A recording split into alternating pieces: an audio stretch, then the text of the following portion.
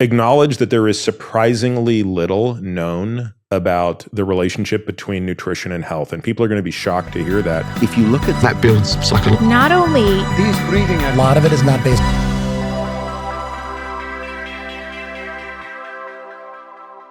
The aging process, in some ways, there are some aspects of it that are moving in the wrong direction the moment you are born. In other words, the moment a fetus comes into this world, there are certain aspects of aging that are only getting worse. There are others that are not. So you have to imagine now, they're talking about different things. So I'll give you an example of each. Something that's getting worse the second you're born is the damage to your arteries. So we call this process atherosclerosis. This is what leads to heart attacks and strokes.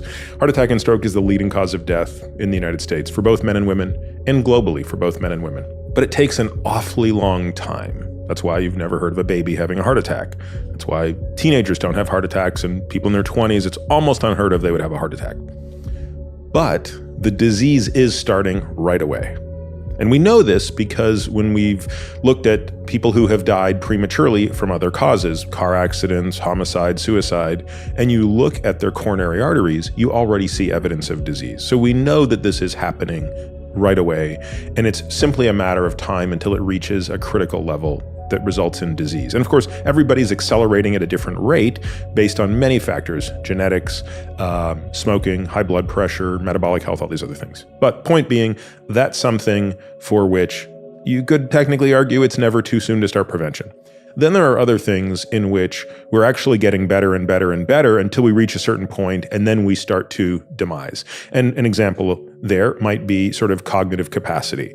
So we might have our greatest neuroplasticity in the first few years of life, but we're also building on that. And if we're in the right environment, we're exposed to the right things, we're actually getting, better and better and better at our fluid intelligence. And that probably reaches our peak sometime in our third decade. So that's something where, you're actually getting better and better and better, and then it slowly starts to decline.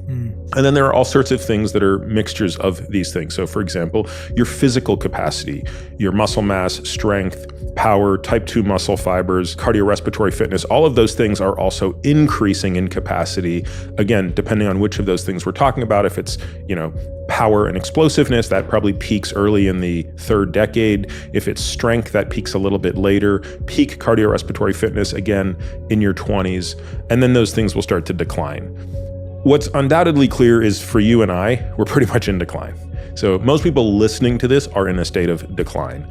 And part of the objective, I think, ought to be to slow the rate of decline as much as possible. There's an overwhelming amount of health information out there, and a lot of it is not based in science. There's a lot of majoring in minor things, right? There's a lot of focus on what's the best superfood, or, what's how much caffeine should I have per day? But in reality, what I tell people is, let's break this down for you into the main components. And over time, let me educate you on the main components of health. But let's not major in the minor things. Let's focus on the 20% of the information that's going to give you the 80% of the result, right? What are the key 2 or 3 things you need to know on each aspect of your health to create a major difference? And that's the Pareto principle, which is where can you expend the least amount of energy to get the most amount of results? And once you get that right, you can absolutely go down the rabbit hole further if you want to. So we start off, I have this thing called the wellness wheel, I call it. There are 12 points in the wellness wheel. We start off with the basics: nutrition, sleep, and exercise. But then we move on to gut health, immune system health, hormone health, heart health, and brain health. And so then we spend a lot of time talking about each one of those individually. And in each one of these categories, what I do is I try to frame it as this. It's a 3-step process. And the first step is, number 1, how do we make sure you're not dying from this, right? How do we make sure your nutrition is not killing you, like you're becoming a metabolic disaster with diabetes? Or how do we make sure that your immune system is healthy enough to prevent cancer? How to not die, basically. The second part of it is, how do we improve your health span? How do we keep you as healthy as possible for as long as possible? And then the last part is, what's the advanced science out there in the longevity world that we can implement into your life? Once we make sure you're not in trouble, and then you've mastered how to take care of your health span yourself, how do we then start applying these new techniques, this new science? So a lot of people come to us and they want to jump straight to like, how do I do NADIV? How do I do hyperbaric oxygen therapy? I'm like, no. Let's hold on a second. Let's make sure you're not eating ultra processed food first, because that's what's going to make the biggest difference. Not only is it possible for you to feel better in your gut, because your gut is your engine, it's possible for you to feel better in your whole body, for you to have a clearer mind and less brain fog, for you to feel less fatigued, for your immune system to work better so that you're not overreacting to things with food allergies, or you're not underreacting to things where you can't clear infection.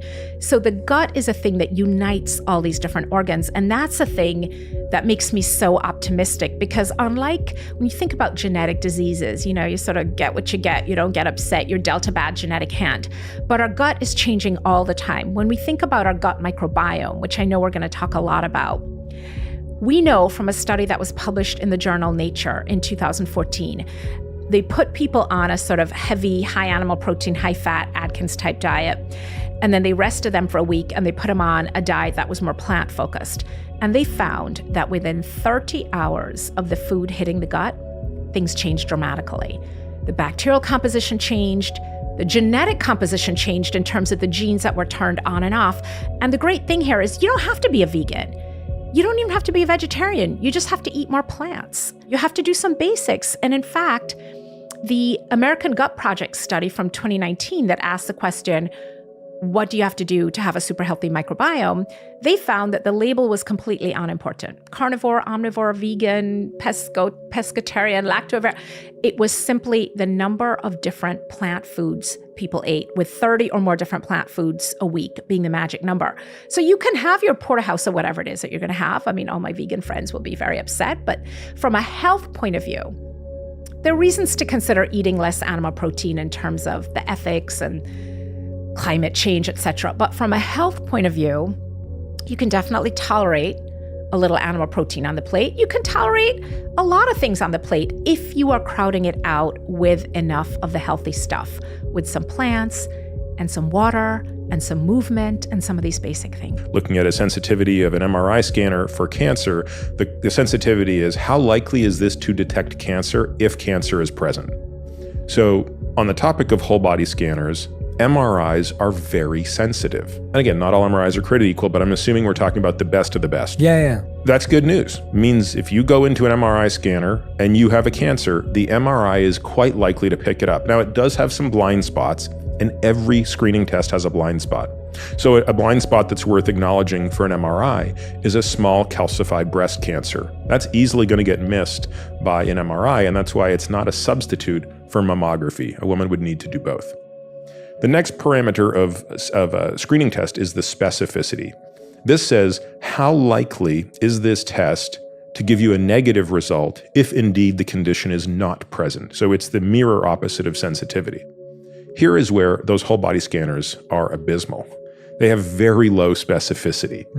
What that translates to in English is they have a lot of false positives. I always tell patients, look, if you're going to go and get these scans, and we advocate that our patients do, but we do it in a much more kind of robust way where it's part of a multiple system of screening tests so that we're covering the bases of everything and trying to attach to the strength and weakness of each study. But when it comes to that MRI, we say, look, there's a really good chance you're going to come out of this test and there's going to be some false positives we're going to need to chase down.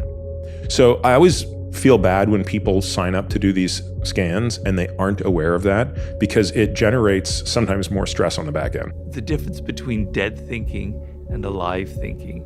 Ideas can be either alive or they can be dead. And an alive idea is something that enters your brain from an external source, a philosopher, an article, somebody you admire, somebody you hate. And then you absorb it and you think about it and you decide, I'm going to turn it around into this and I'm going to make it alive and it's going to make it something that's part of me. Another part of an alive idea is you have an idea that comes to you about a book or a project or something about the world, and you go, maybe that's not actually true. Maybe the opposite is true. And you go through a process and you cycle through it on and on, and you reflect on it and you refine this idea. And maybe it turns into its opposite. And through the process of reflecting and correcting and revising it, you turn it into something living, something alive within you, right? On and on and on. And what prevents people from going through that process, which would be the subject of my book, is basically anxiety.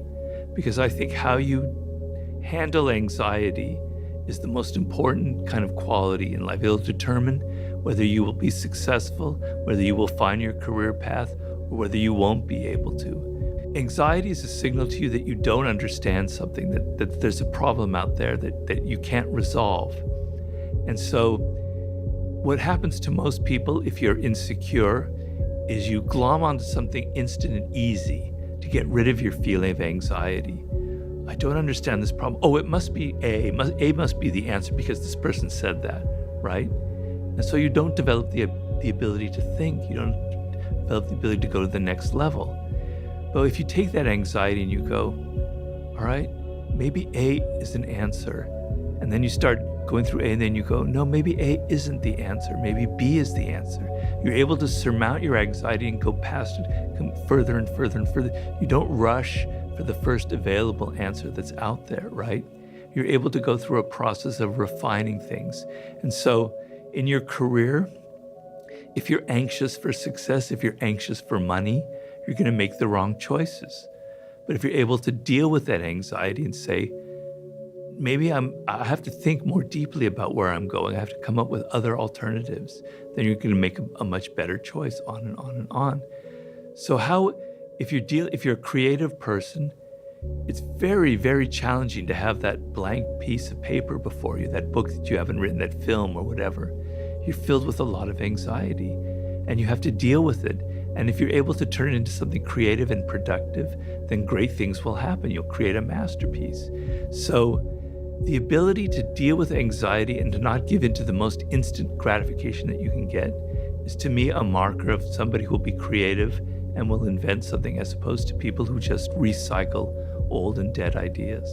You have to become the CEO of your own health. And what I mean by that is a CEO manages a business by looking at numbers on a daily basis, right? Most people manage their health based on a feeling that they have, symptoms that they have. They're not looking at numbers. So becoming the CEO of your own health means knowing what are the key KPIs of your health. There's only about 10 of them, skeletal muscle mass being one of them, body fat percentage being another, vitamin D level being another. You got to keep that dialed in, right? Because the other point I want to make with you is that when your vitamin D level is low, like at this age, and you don't take care of it for 20 to 30 years, that's when the lack of vitamin D leads to the higher risk of Alzheimer's, leads to the higher risk of heart attack, leads to the higher risk of hormone problems. It all started 20 to 30 years before when you barely felt it. You see what I mean? So looking at those numbers 20 to 30 years ahead of becoming sick is the key to becoming CEO of your own health, and then making all those diseases a non-issue, making all the things that people die of a non-issue. As you get older, your audience spans all ages and everyone. As you get older, you really want to look at stability and balance. So I try to do stability and balance exercises on a daily basis as well. Things like standing on one foot, believe it or not. Yeah, just things like that. As we get older, we lose that. And if you're not training it, especially after the age of 50, you're going to keep losing it. And then the number one killer of older people is becoming frail, falling because they lose their balance and breaking a hip or a bone. That's what usually takes out most older people. And so you can avoid that by incorporating some stability balance routines in your life. There are tons of things to do, but if I had to distill it down to 3, I would say it's hydration, it's movement, and it's fiber. And the movement, it's smooth muscle, it's not skeletal muscle, so it's not under voluntary control. But we know that movement creates nitric oxide, and nitric oxide is part of what keeps the heart healthy and keeps the gut healthy. And so the movement stimulates peristalsis. If you don't have things moving through in a timely fashion, not only do you have symptoms like bloating and constipation, but you also have stasis of those intestinal contents, and you have bacterial overgrowth because things aren't moving through. So the movement is really important. And I found that since pandemic, so many of us are so sedentary. I know that I'm not at the hospital a few days a week anymore, back and forth, where I'm probably walking 4 or 5 miles every day. I'm sitting a lot more. And I think we've seen a huge effect of that, of the effect of being sedentary on the gut. So we need to stimulate gut peristalsis. The people we see with the worst GI problems are people in nursing homes. And it's not because they're elderly, it's because they're not moving. We also use something called the liquid biopsy. So it's a blood test that looks for really, really small fragments of DNA in the blood and can identify the presence of cancer and the tissue of origin. Now, again, none of these tests are perfect. So each of these tests have things that they're going to miss. But the idea is that the more you're layering these tests, the better your odds are of finding something earlier. And then the final point is, okay, well, what are the strategies, if should you have cancer? And this is where I think we just have a little bit more promise now than we did a decade ago. So a decade ago, because this is the first time I did this analysis, in the previous 50 years, so from 60 years ago until 10 years ago, the overall survival improvement in cancer was about 3%. Wow. It was abysmal. But in the past 10 years, it's been about another 8%. And while that doesn't sound remarkable, and the implication of that is half the people who are diagnosed with cancer today will still die from cancer. It's the biologic insights and the trajectory that we're on right now that gives me much more hope. And that is primarily based on a couple of things. The first is the field of immunology has really taken off. The tools that we have to harness the immune system to attack cancer have become so dramatic. Immunotherapy, right? That's right. Yeah. That it really is, I think, within the next decade, which I know seems like an infinite amount of time for someone who's got cancer right now, we're really seeing changes that I think are going to allow immunotherapies to go from the niche place that they occupy in only working for certain types of cancers like melanoma and kidney cancer to being able to go after the holy grail of cancers, which are what we call the solid organ epithelial tumors: breast, pancreatic, colon, lung. These are the big cancers that do the majority of the killing. 50% of cancer deaths are just 5 cancers: lung, colon, breast, prostate, pancreatic. That's more than 50% of all cancer deaths. Until you have a solution for those, we don't have a solution for cancer.